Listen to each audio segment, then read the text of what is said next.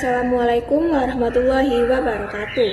Ing wekdal menika kita badhe nerangaken babagan tembang macapat lan kita nilai tembung mijil. Tembang macapat yaiku jenis puisi tradisional Jawa kang kaiket aturan baku utawa pageran, kayata guru laku, guru gatra, lan guru wilangan.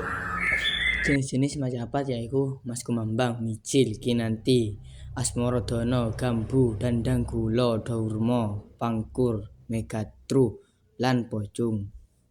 Tembang mijil gambarake fase awal urip manungsa yaiku lahire jabang bayi saka gawa gerbane ibu menyang alam donya. Tembang mijil duwe watak tinerbuka, pantes kanggo nelakake pitutur nasihat lan cerita katresnan.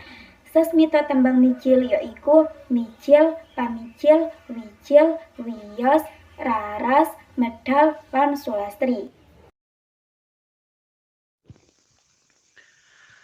Sekar macapat mijil laras pelog pathet 6. Pomo kaki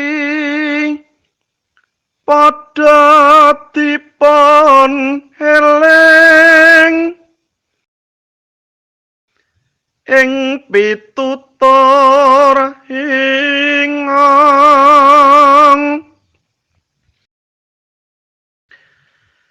sira uga satriya harane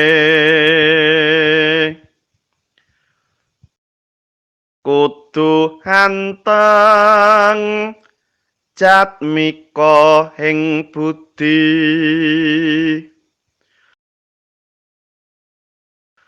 ruruh sarta wasis samubarangipun